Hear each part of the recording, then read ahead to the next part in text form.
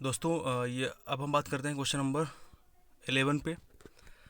देखिए, इसमें हम डीपली एनालाइज नहीं कर रहे हैं, ठीक है। एनालिसिस हम देंगे नेक्स्ट वीडियो में। अभी हम सिर्फ इसके आंसर की दे रहे हैं, जो मोस्ट एक्यूरेट आंसर्स हैं, और जो डाउटफुल आंसर्स हैं उसको हम छोड़ रहे हैं, ठीक है। तो ये है क्वेश्चन नंबर 11। अभी इससे पहले पार्ट में हम लोगों ने क्वेश्चन नंबर 6 से क्वेश्चन 10 तक देखे थे। चलिए, 11 में लिखा हुआ है, with reference to cultural history of India, which of the following is correct description of the term paramitas. यानी जो टर्म परमिता दिया गया है वो किसका है, ठीक है, आपको फाइंड करना है। देखिए, परमितास का जो मीनिंग होता है वो होता है परफेक्शन, ठीक है। अगर आपको सिर्फ इसका मीनिंग पता था परफेक्शन, तो आप इजीली इसको टिक कर देते। जो फर्स्ट ऑप्शन लिखा हुआ है वो बोल रहा है कि द अर्लीस्ट धर्मशास्त्र टेक्स्ट रिटन इन एफ्रोस्टिक सूत्र स्टाइल, तो ये गलत है, नहीं हो सकता। फिलोसफिकल स्कूल तो है ही नहीं वेदास का। Perfection whose attainment led to the bodhisattva path, इसका आंसर करेक्ट है सी वाला, ठीक है। चलिए, क्वेश्चन नंबर 12 देखते हैं। इसमें लिखा हुआ, in the context of Indian history the Rakhmabai case of 1884 revolved around. तो ये एक बहुत ही अच्छा केस था। आप इसके बारे में पढ़ेंगे हिस्ट्री की बुक्स में, आपको काफ़ी ज़्यादा जानकारी मिलेगी कि किस तरीके से women's right to gain education और एज ऑफ कंसेंट और रेस्टिट्यूशन ऑफ कंजुगल राइट्स, तो इन सब के लिए ये एक मिसाल था। तो इसका आंसर होगा डी।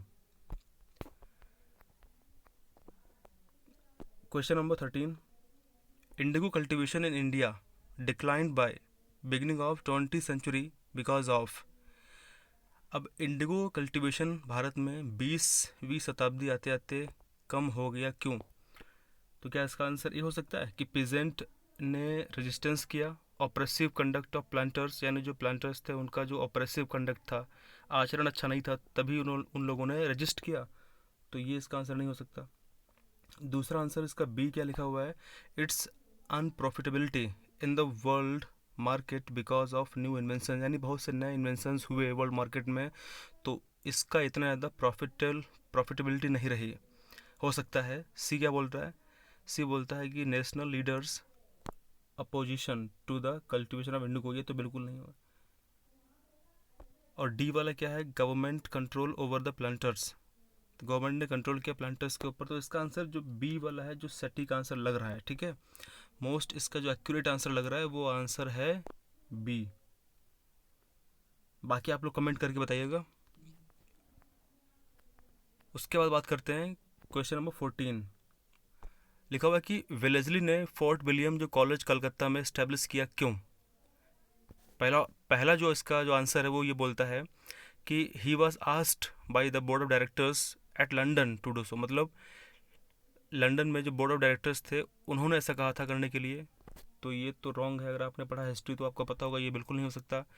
बी वाला बोलता है कि he wanted to revive the interest in oriental learning in India, वो भारत में ओरिएंटल लर्निंग जो होती थी उसको रिवाइव करना चाहता था। तो रिवाइव करना चाहता था ओरिएंटल लर्निंग की तो बात ठीक है, परंतु रिवाइव वाली कुछ बात समझ में नहीं आ रही, तो इसका बी नहीं हो सकता मेरे हिसाब से।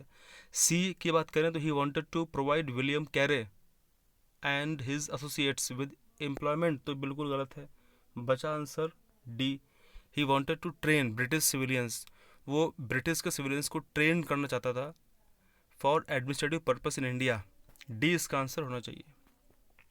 चलिए बात करते हैं 15, with reference to the history of India Ulgulan या great tumult is the description of which of the following events, मतलब भारत का जो इतिहास रहा है उसमें उलगुलन और ग्रेट टुमुल्ट ये एक डिस्क्रिप्शन है, इनमें से किसका?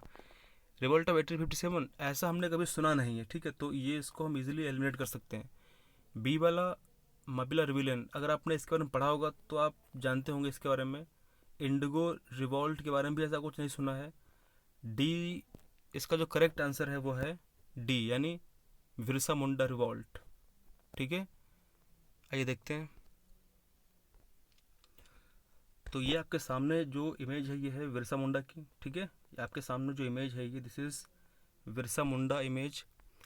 अब यहाँ पे आप क्लियरली देख रहे होंगे, यहाँ पे लिखा हुआ है, साफ साफ लिखा हुआ है कि Birsa started a movement called Ulgulan या ग्रेट tumult.